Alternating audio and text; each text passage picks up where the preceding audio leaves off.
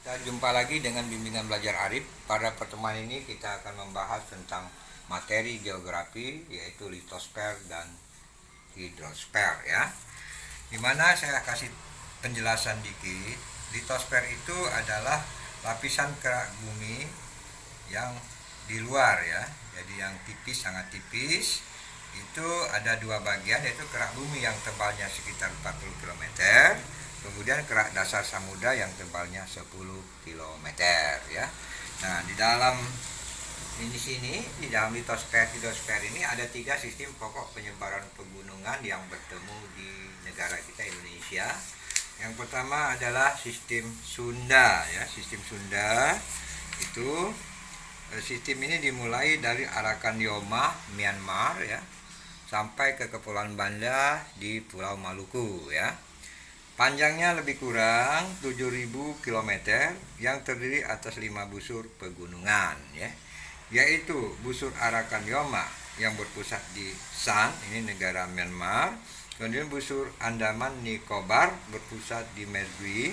Kemudian busur Sumatera Jawa berpusat di Anambas ya. Nah, kemudian yang selanjutnya busur Kepulauan Nusa Tenggara itu berpusat di NTT atau di Flores ya. Busur Banda berpusat di Pulau Banda ya. Nah, sistem Sunda terbagi atas dua busur, yaitu busur dalam yang vulkanis ya. Kemudian busur luar yang tidak vulkanis. Ini terletak di bawah permukaan laut ya. Nah, sekarang kita coba di cover dulu, baru kita lanjut kepada sistem busur ya.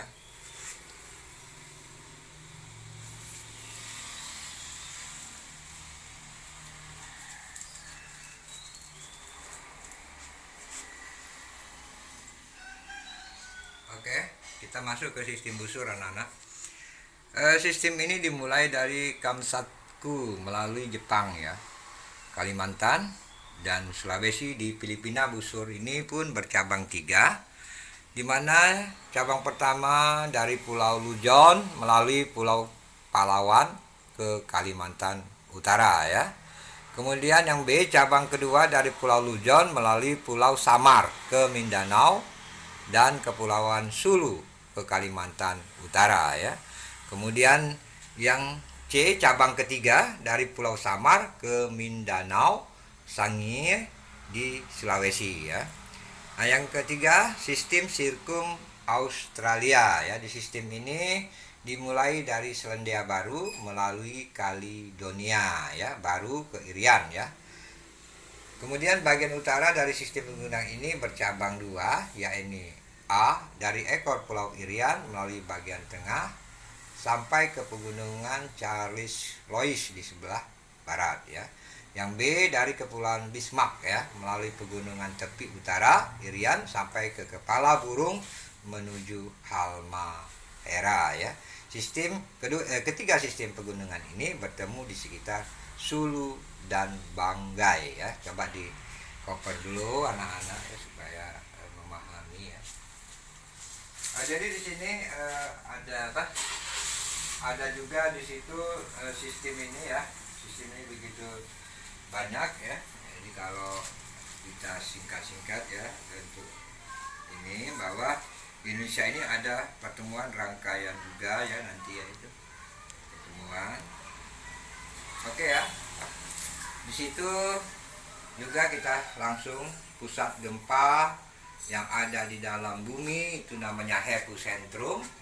Itu contohnya yang ada di bawah permukaan Flores ya, yang dalamnya itu berkisar lebih kurang 720 km ya.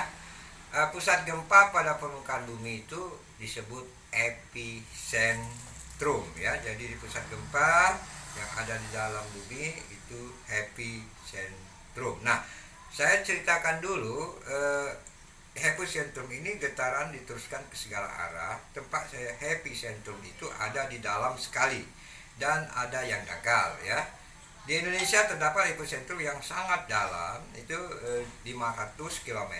Contohnya di bawah Laut Flores yang dalamnya lebih kurang 720 km ya. Kemudian pusat gempa pada permukaan bumi di atas epicentrum disebut epicentrum. kerusakan yang terbesar terdapat di sekitar daerah epicentrum ya. Di Indonesia epicentrum kebanyakan terdapat di bawah permukaan laut, sehingga kerusakan yang terjadi di daratan tidak begitu besar.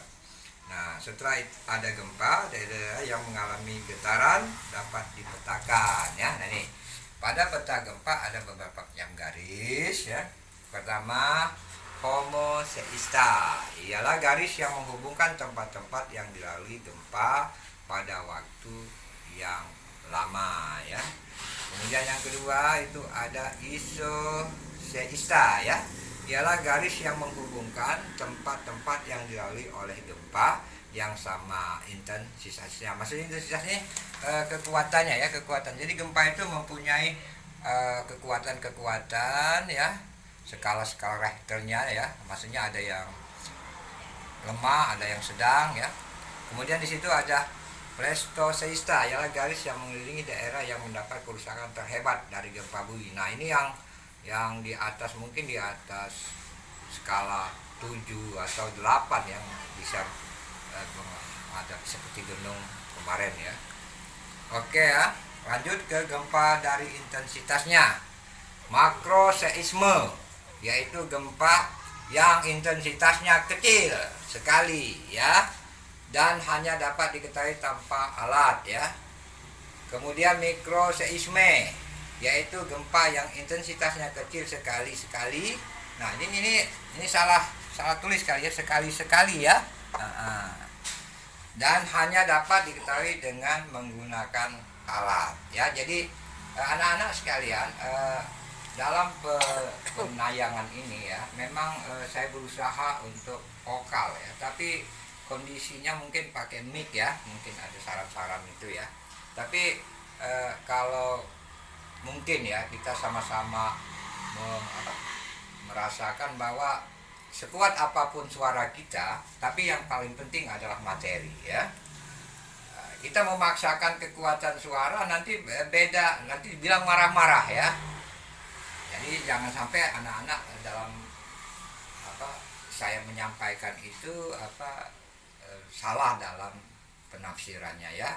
Jadi saya berusaha untuk kuat, tapi mungkin daya serap frekuensinya ya dari HP mungkin masing-masing berbeda ya. Nah, mohon maaf ya atas kurangnya mungkin daripada cara menyampaikan suara ya. Jadi kita sama-sama memaklumi ya. Oke, di situ saya jelaskan lagi anak-anak ya, litosfer dan hidrosfer ini salah satu mata pelajaran ya yang ada di dalam geografi ya. Jadi anak-anak memaklumi bahwa geografi ini begitu banyak ya, begitu banyak sekali ya. Jadi silakan ya anak-anak untuk mengkritik kalau ada hal-hal yang kurang. Saya juga terima kasih ya. Tapi kita mengkritik dengan dasar dan punya alasan ya. Jangan maksudnya gini, memberikan suatu kritikan boleh, tetapi dasar kita harus punya dasar. Umpama contoh, Pak dari mana itu menurut buku ini gitu. Jadi jangan maksudnya hanya berandai-andai kayak gitu ya. Jadi kita punya dasar-dasar yang ilmiah sehingga kita bisa diterima oleh orang-orang ya. Oke anak-anak ya,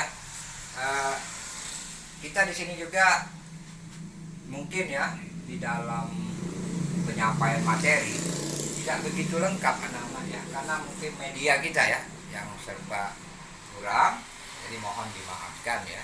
Jadi kalau kita ini berusaha semaksimal memberikan yang terbaik, tapi mungkin anak-anak tidak bisa, keinginan anak-anak untuk bisa terpenuhi secara ini. Nah, maklum karena kita juga ada keterbatasan ya, baik itu mungkin penayangan, mungkin juga cara mengambil gambarnya, kemudian juga cara kita kurang vokalnya ya. Tapi itulah namanya kita di dalam ini. Saya ungkapkan di sini bahwa kesederhanaan saya dalam menyampaikan suatu materi itu karena mungkin ada kelemahan dan kekurangan ya. Jadi di sini seperti ini contoh, umpama kalau kita hidrosfer dengan ini bisa 4 halaman ya, 4 halaman. Tapi kita ambil yang singkat-singkat. Itu maksud saya kayak gitu ya. Jadi mohon dimaafkan apabila dalam penyampaian materi agak kurang ya toh. Oke ya. Demikianlah mungkin pertemuan kita tentang litosfer dan hidrosfer ya.